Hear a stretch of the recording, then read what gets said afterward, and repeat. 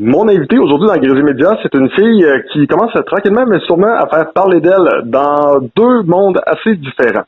Soit celui d'être un modèle, mannequin si vous préférez, et l'autre, c'est dans le domaine des moteurs. Oui, quand même, c'est quelque chose qu'on voit pas nécessairement très très souvent. Du côté de la drift en plus, on va essayer de pas trop déraper dans les sujets, on va aller tout de suite s'entretenir avec elle. Elle s'appelle Caroline Poisson. Salut Caroline, ça va bien? Oui, vous? Oui, ça va très bien. Caroline, première question est relativement simple. On va parler un petit peu de moteur ensemble, un petit peu de voiture. Une fille qui tripe ses chars, mettons, ça peut arriver parce que, exemple, son chum aime les chars, fait que là, elle va s'intéresser à ça. Mais une fille de char, vraiment une fille qui va toucher au body de la voiture, une fille qui va pouvoir travailler dans le domaine des moteurs, c'est pas quelque chose qu'on voit nécessairement très, très souvent encore aujourd'hui. La passion de ça, pour toi, elle vient de où? Dans le fond, quand j'étais jeune, mon père, il y avait une Transam. OK. Puis je la trouvais tellement belle, puis il m'emmenait dans toutes les expositions de chars, puis c'est comme ça que j'ai comme un peu commencé à triper sur les voitures. Puis en grandissant, je me tenais avec mes amis de gars, puis eux, ils travaillaient tout le temps sur leur char, puis là, ils me faisaient aider, fait que là, je les aidais, puis je tripais vraiment, fait que c'est comme ça que j'ai décidé de me lancer là-dedans. Fait que j'ai fait mon DEP en carrosserie, puis il y a de mes amis qui faisaient de la drift, fait que là, j'ai commencé à aller voir ça, puis j'ai vraiment trippé. Là, moi, tout ce qui est sensations fortes, ça m'allume, fait que j'ai décidé de me lancer là-dedans aussi. Quand tu étais jeune, est-ce que tu te considérais comme un gars manqué, si je peux me permettre l'expression? Ouais, vraiment, tout le monde me le disait. Moi, je comprenais pas trop vraiment c'était quoi. J'étais élevée sur une ferme laitière. J'avais un grand frère, fait que nos activités, c'était faire du 4 roues, puis faire de la motocross, puis des affaires comme ça. Fait que moi, tout ce qui était plus garçon, c'est ça que je faisais quand j'étais jeune. C'est une fille qui paraît super bien, qui est très jolie. Est-ce que tu te sentais bizarre? Parce que justement, normalement, quand on regarde une fille de ton apparence, bon, on se dit, OK, ça doit être la pitoune, genre, de la place, elle doit faire attention pour pas se salir, puis elle doit être la fille qui fait attention à elle, puis tout ça, mais en réalité, c'est une fille qui joue dans la boîte. Ouais, exactement. C'est quand j'ai annoncé à mes parents que je m'en irais en carrosserie, ils étaient pas sûrs parce que c'est où j'ai tout le temps été tomboy, sauf qu'en même temps, j'ai tout le temps été fille en même temps. Fait que le monde trouve ça un peu bizarre de me voir aller là-dedans. Sauf maintenant, aujourd'hui, depuis peut-être 3-4 ans, je dirais, le monde qui me connaît, c'est ça vraiment que c'est là-dedans que je suis. Puis quand ils me voient, ils me connaissent et qu'ils me parlent, ben ils voient vraiment que c'est pas bizarre pour moi d'être dans un métier de gars puis d'être dans des sports de gars. Là. Si on parle de la carrosserie, est-ce que ça a été dur de faire une percée dans ce métier-là? Est-ce qu'on t'a engagé tout de suite ou on avait des réticences vu que tu étais une fille? Quand j'étais dans mon DEP, je me faisais souvent dire par les personnes plus vieilles, qui est pas mal présentement le monde qui occupe les garages, que j'aurais de la misère à me trouver une place, qu'il y avait beaucoup de personnes qui sont plus vieux qui travaillaient là-dedans, qui ils m'engageraient pas puis qu'ils aimaient pas ça des filles dans leur garage, que ça n'avait pas sa place là. Mais quand j'ai fini mon DEP, j'ai tout de suite été engagée puis depuis j'ai fait une couple de garages différents puis j'ai eu aucune misère à me faire engager du tout. Le monde dans mon secteur, ils me connaissent puis ils savent vraiment que je suis très bonne dans ce que je fais, fait qu'ils n'ont pas peur de m'engager. Qu'est-ce qui te passionne le plus dans la carrosserie? Mais moi, tout ce qui est manuel, tu sais, je suis une fille à 100% manuel, puis j'aime les chars. Fait que je mets comme deux de mes forces ensemble. Puis, tu sais, moi, ce que j'aime aussi là, dans la carrosserie, c'est pas tout le temps la même affaire. À chaque show, à chaque matin, je me lève, c'est pas tout le temps la même affaire. C'est un matin, je peux changer un quarter, qui est un aile arrière sur une voiture, tout enlever ça, la réparer, souder, couper le nouveau morceau, fitter ça avec toutes les pièces qui sont autour. Comme le lendemain, je peux changer un film de porte, comme que le lendemain, je peux faire rien que des bumpers. Puis, tu sais, c'est tellement différent tous les jours, c'est jamais pareil. Fait que moi, j'adore vraiment ça. Bon, maintenant, la question que plusieurs vont se poser, parce que justement, tu travailles dans la carrosserie. Ton char, c'est quoi? L'as-tu pimpé? L'as-tu modifié? L'as-tu changé un peu? Mon char d'été, c'est un BRZ.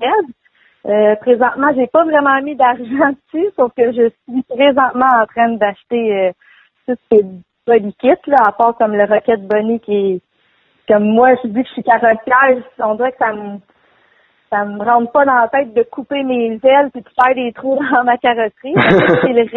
Tout ce qui reste comme la lisse sur le bumper, les fender flares, la lisse du bumper arrière, l'aileron, je suis tout en train de commander ça. Là. Fait que oui, le coupé va être pas mal modifié, sauf sinon, tout avant, tout mon argent, je la mettais dans mon auto de drift, que ça fait maintenant 1 an et demi, je crois que j'ai environ, puis tout mon argent s'en allait là-dedans. Fait que ouais, mes 2 voitures que je roule quand même pas pire, ils s'en viennent pas pire de modifier, là. J'ai l'impression que ta voiture de drift, c'est peut-être plus importante à tes yeux. On va parler un petit peu de drift. Ça a commencé comment, cette histoire-là? Dans le fond, j'ai fréquenté un garçon.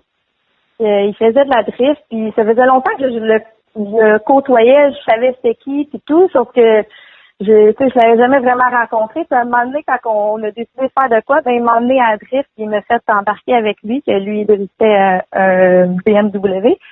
Puis j'ai tellement trippé, là, même si j'étais assis côté passager, là, j'ai pas été capable de m'enlever le sourire de la face pendant au moins 3 jours. OK. Je pensais rien qu'à ça, puis j'étais là, c'est fou. Puis à un moment donné, j'ai clairement ça n'a rien donné avec lui, sauf que il m'a tellement fait connaître cette passion-là que j'ai jamais arrêté d'aller genre aux compétitions de DMCC qui se passe ici à Montréal, puis ça arrive sud, puis un peu partout dans le Québec. Puis à un moment donné, j'ai décidé qu'il fallait que je m'en achète un, que juste d'embarquer avec quelqu'un, c'était pas assez, que je voulais chauffer mon propre char. Et puis, c'est pas mal juste ça. pour le fun, ça coûte combien cette aventure-là jusqu'à date? Ben moi, à date, présentement, là, j'ai juste sorti mon véhicule à la fin de l'été passé. J'ai eu peut-être 4-5 sorties environ. C'était juste comme un peu pour essayer la voiture, trouver les bobos, arranger ça pour qu'elle aille bien.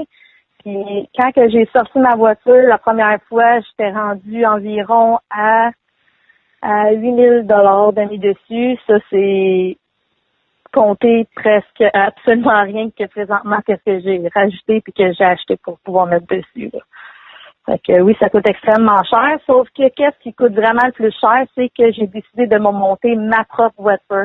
J'aurais pu acheter la voiture d'une autre personne qui faisait de la drift, qui faisait même des compétitions de drift, parce que il y en a régulièrement qui se vendent, sauf que les prix ont de l'allure, sauf que quand tu veux ta voiture, tu veux la monter toi-même, puis là, tu peux te perdre, là, ça finit jamais, là.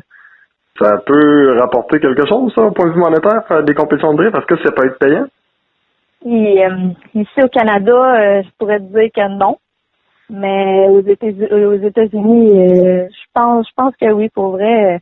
Mais ici au Canada, la drift est en train de mourir. Ben, tu mentionnes que c'est en train de mourir au Canada. La question que j'ai, est-ce que tu pourrais t'expatrier un jour aux États-Unis pour aller un peu vivre ton rêve? Ben, si j'ai ça dans le sens, et que je vois que je pourrais déboucher puis que ça pourrait fonctionner, oui, c'est sûr. Ah, quand même, très cool de voir vivre ses rêves. Il y a une autre chose que je pense, ça, en tout cas, je vais essayer de pas généraliser tout le monde, mais je pense que pas mal toutes les filles aiment ça, se faire prendre en photo. En tout cas, du moins, c'est un peu comme la nouvelle mode, là. Tout le monde devient un peu des mannequins. Certains vont avoir des carrières, d'autres non. D'autres, c'est juste pour le plaisir de se faire prendre en photo. De ton côté, ça a commencé quand, ça, le côté modèle, le côté mannequin? Mannequin, modèle, ça fait environ 2 ans, je dirais. Depuis toujours, je trippe prendre des photos autant que de me faire prendre en photo. Puis je sais pas comment je pourrais dire ça, là. C'est pas mal ça. Est-ce qu'il y a, c'est quoi dans le fond le trip là-dedans? C'est-tu de se faire complimenter par la suite? C'est-tu le travail d'essayer de réussir la photo parfaite? C'est quoi qui t'allume là-dedans? Ben, les compliments, c'est sûr, c'est toujours le fun. Ça donne beaucoup d'estime en soi, puis tout ce côté-là. Sauf que moi, le corps d'une femme, je trouve ça tellement beau. Là. Tu sais, si je vois une femme dans la rue, là, puis je la trouve belle, ben je vais le dire. Je suis pas le genre de personne qui check elle veut se montrer. Non, le corps d'une femme, je trouve ça tellement beau. Puis la photo, c'est un art. Puis je trouve que c'est une belle façon de montrer le corps humain. Puis pas mal ça. C'est vraiment j'aime ça. Et la séance de photos, c'est le fun à faire, c'est une bonne il faut que tu aies une chimie avec le photographe, puis il faut que tu te sentes dedans, faut que tu te sens belle, là, c'est le fun là, pour vrai. Là.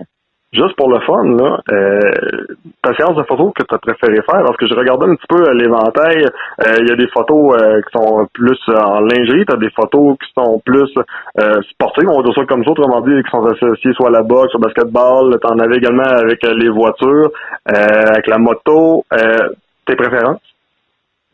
Pour vrai, j'ai aucune préférence, j'adore tout faire. Autant de la lingerie que justement sportif, que du portrait. J'aime absolument tout pour vrai. Là. J'aime justement pouvoir faire plusieurs styles parce que c'est pas juste spécialisé dans une affaire que j'aime faire, c'est de pouvoir tout essayer puis c'est de montrer que je suis capable de tout faire. La dernière question pour toi, Caroline, elle est relativement simple, mais c'est une question qui est quand même difficile, je crois, à répondre. Si on t'offre demain matin 2 carrières, et quand je dis carrière, c'est autrement dit tu gagnes ta vie seulement avec ça. Tu as la chance de soit gagner ta vie avec la drift ou gagner ta vie en tant que mannequin, en tant que modèle. Qu'est-ce que tu choisis? Je choisis la drift. Ah ouais, tu choisis la voiture? Ouais. All right. Mais Caroline, merci d'avoir pris du temps pour les auditeurs de Grisé Média. Très apprécié. Puis je pense que tu as une belle personnalité, puis tu as aussi des belles possibilités de carrière. Fait que je te continue. J'irais tout simplement de continuer de foncer. Je pense que t'as pas mal les clés de ton avenir entre tes mains. Parfait, merci. Merci, bye bye. Merci, bonne soirée.